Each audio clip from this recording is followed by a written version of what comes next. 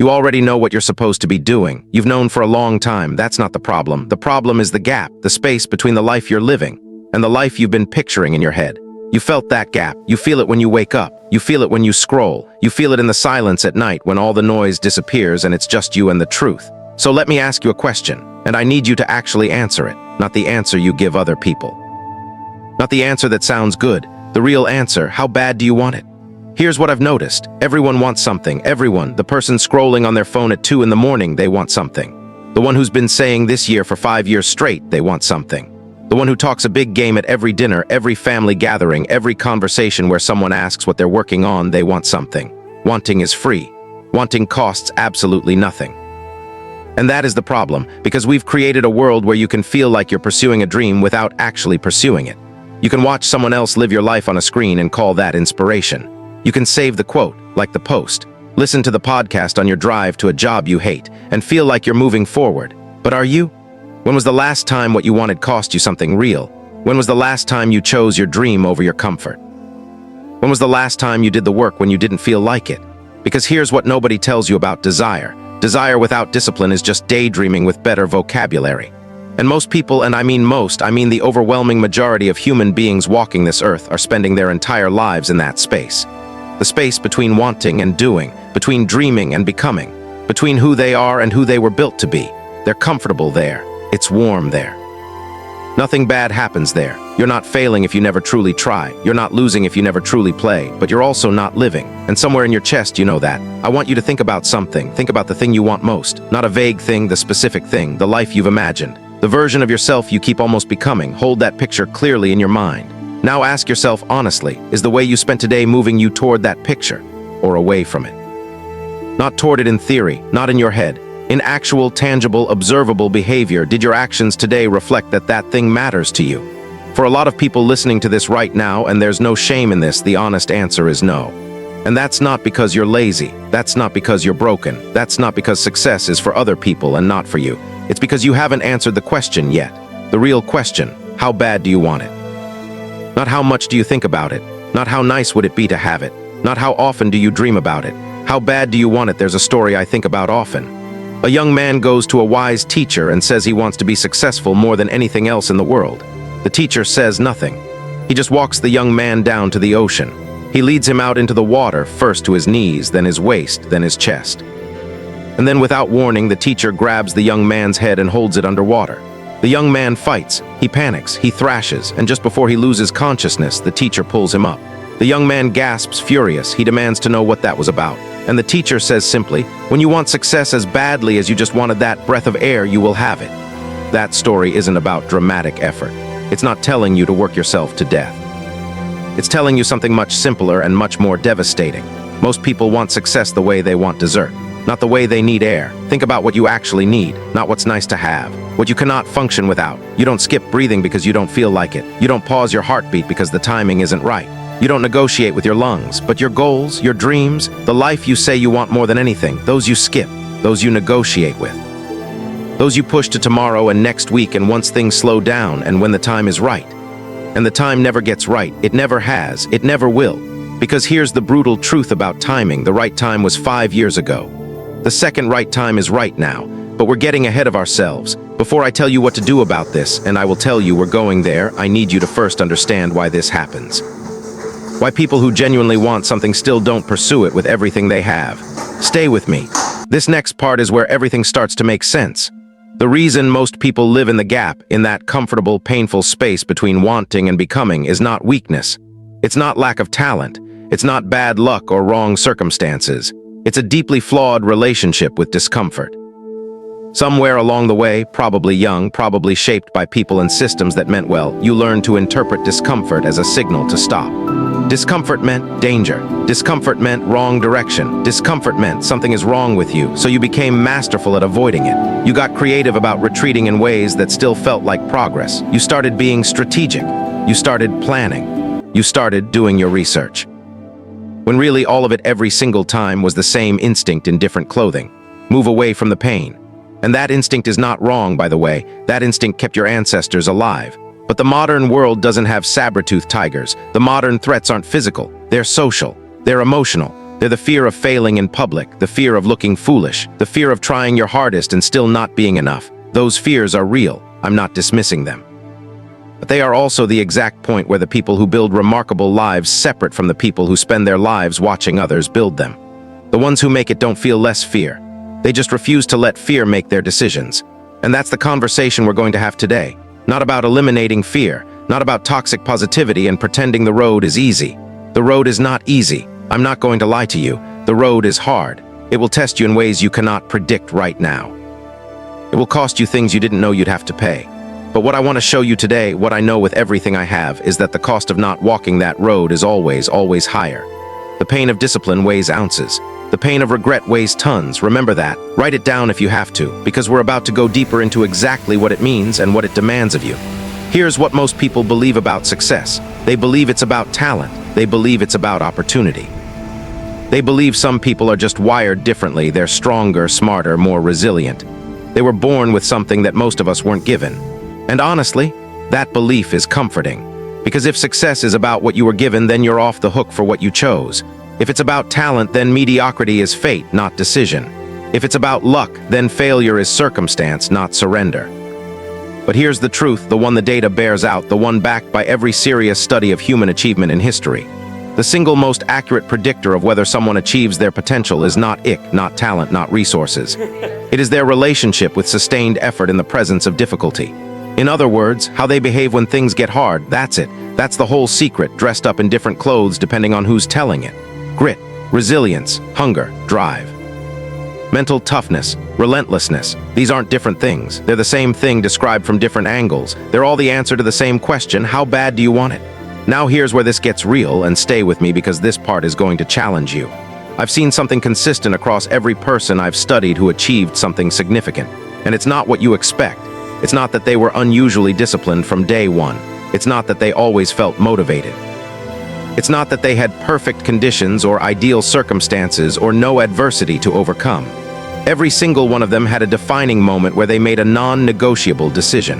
Not a wish, not a resolution, not a goal set on January 1st. A decision, the kind that changes the quality of your commitment from I'll try to I will. The kind where something inside you shifts and the old version of you, the one who keeps quitting, the one who keeps negotiating, the one who keeps settling, that version becomes someone you no longer recognize. That decision looks different for everyone. For some it comes from pain. They hit rock bottom so hard that the only direction left is up. They lose something precious. They miss something they can never get back. They look in the mirror one morning and don't recognize the person looking back. For others it comes from a moment of clarity, a conversation, a book, a video, a quiet moment where for the first time they see their potential with terrifying vividness and simultaneously see all the ways they've been betraying it. And for some, maybe for you right now, it comes from a choice. A pure, deliberate, sovereign choice. Not because life forced you, not because you had no other option, but because you finally decided that who you're becoming matters more than who you've been. That the discomfort of transformation is less painful than the slow agony of standing still. That you are done, absolutely done, living below your capability. That moment is available to you right now. But here's what you need to understand about it. It won't feel like a movie. There won't be music. The clouds won't part.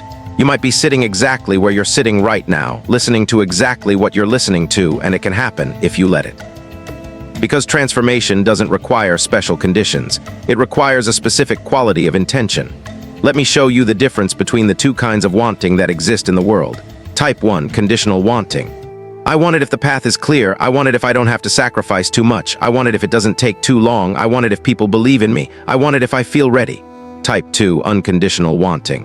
I want it, full stop. Whatever the path demands, I meet it. Whatever it costs, I pay it. However long it takes, I stay in it. Whether or not anyone believes in me, I believe in me. Ready or not, I move.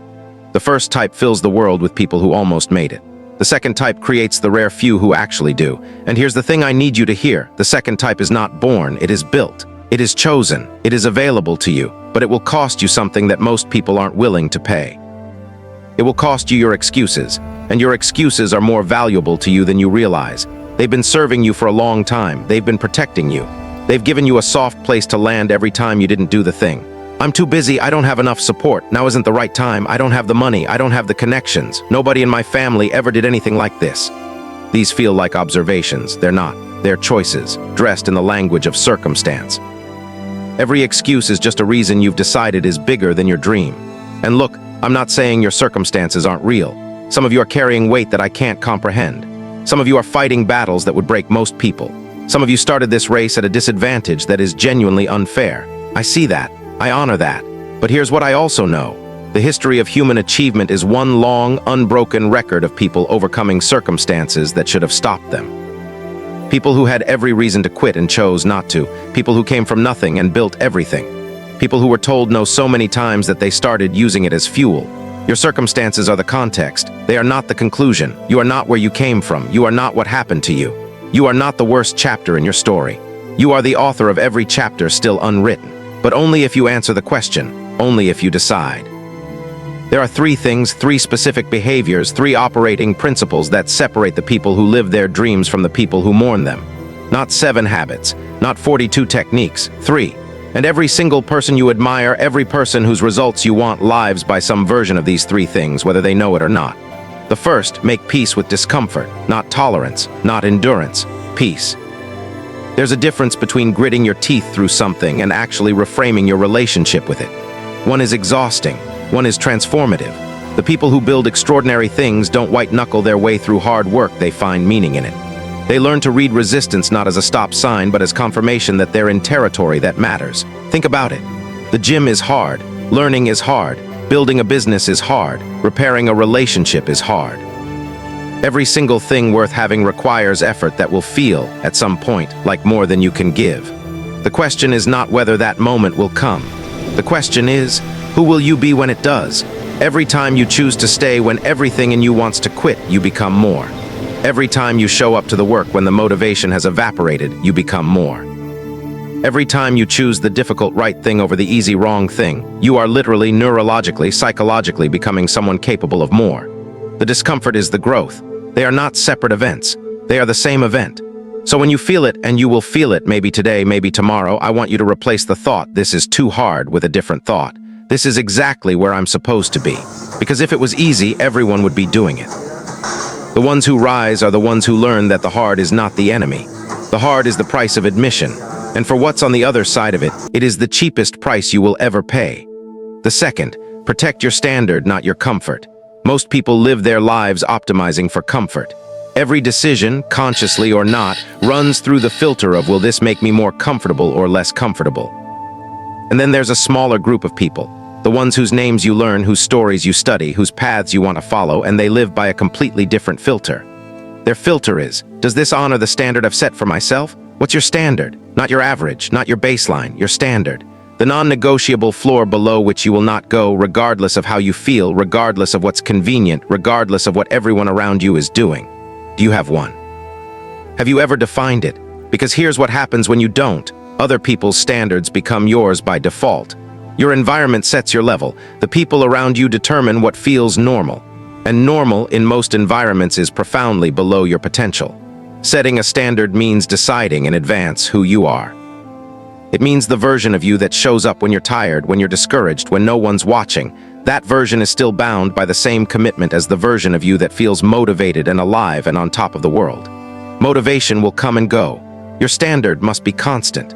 The athlete who shows up to train even when they'd rather be anywhere else, they're not running on motivation. They're running on identity, on who they've decided to be, on a standard they've made non-negotiable. And once you truly anchor your actions to your identity rather than your feelings, something remarkable happens. The inconsistency that's been sabotaging you starts to disappear. Not because life gets easier, but because you've raised the floor of what you'll accept from yourself. What's your floor? Draw it. Name it. Write it down if you have to. And then hold yourself to it, especially on the days when you don't feel like it. Because those days, those difficult, uninspired, nothing is working days, those are the ones that actually determine the outcome. Anyone can perform when everything is going right. Champions perform when everything is going wrong. The third, play a longer game than almost anyone around you. This is the one that almost no one talks about, and I think it might be the most important of all. We live in a world that has been specifically engineered, deliberately, algorithmically, commercially engineered, to destroy your capacity for delayed gratification. Everything is instant now. Results, information, entertainment, validation, all of it arrives in seconds. And this has done something dangerous to us. It has made us impatient with timelines that are actually reasonable. The person who quits their business after 6 months. The person who abandons the diet after 3 weeks. The person who tries something once, fails, and concludes they're not cut out for it. They're not weak people.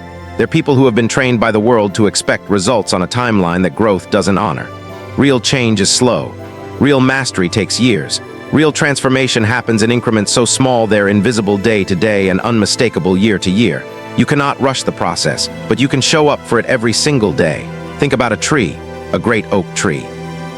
You don't watch it grow, you can't see it happening in real time, but the growth is constant, it's relentless, it's happening whether or not you observe it. And 10 years from now, that tree will be unmovable by anything short of catastrophe. That's who you're building yourself into, not a sprinter. A tree. The people who win long aren't the ones who go hardest for a month. They're the ones who go consistently every day at a pace they can sustain. Who show up in February when the January motivation has worn off. Who keep moving when there's no applause, no audience, no visible progress. Who do the work because the work is who they are, not because the results are visible yet. 1% better every day. That's it. That's the whole math. 1% better every day compounds into someone unrecognizable in 12 months. But most people stop before the compound effect kicks in. They stop at day 11 when results come at day 30. They stop at month 2 when results come at month 6. They stop one door before the breakthrough. Don't be the person who stops at the last door. 3 laws: make peace with discomfort, protect your standard, play the long game. These are not complicated. They are not secret. They're available to every single person who hears this. The reason they're rare is not that they're hard to understand, it's that they're hard to live. Consistently. When you don't feel like it, when life makes it inconvenient, when the easier choice is right there. I want to speak directly to you for a moment, not to an audience, to you. You're listening to this for a reason. You don't accidentally find yourself watching something like this. Something brought you here, something inside you that isn't satisfied with the version of your life you've been living. Something that knows, deeply, quietly, persistently, that you are capable of more than what you've been showing. That something is not delusion. That something is not arrogance. That something is the most real part of you. That something is the truth of who you were built to be, calling you back to itself. And I want you to know, because I think you need to hear this, that feeling is not common. Most people have it beaten out of them by the time they're adults. By disappointment. By people who told them to be realistic. By failure they didn't know how to interpret. By a world that profits from your compliance and fears your ambition. But you still have it. It's still there. And the fact that you still have it means you still have time. You still have time. I need you to hear that, because somewhere along the way a lot of people decided it was too late, that the window closed, that they missed it, that the version of them that could have done something extraordinary is someone who existed years ago, and what's left now is just what's left. That is a lie. It's a comforting lie because it ends the uncertainty, it removes the responsibility. But it is a lie. The window hasn't closed. It won't close as long as you're breathing. The only thing that closes it is the moment you decide it has. So I want to ask you, with all the seriousness I can put into these words, what are you waiting for? Not rhetorically. Actually, what specific thing are you waiting for before you begin to live fully? What's the condition that has to be met? What's the milestone, the sign, the permission slip you're still looking for? Because here's what I know about that condition, whatever it is, it's not coming the way you're imagining it. The perfect time doesn't show up and announce itself. No one hands you permission to pursue your greatness. No one gives you a guarantee before you begin. You go first. You build the confidence on the road, not before it. You become ready by doing the thing you're not ready to do. Courage is not the absence of fear. It's the decision that something matters more than the fear.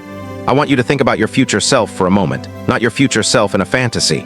Your real future self, the one that actually exists 10 years from today. That version of you is watching this moment right now.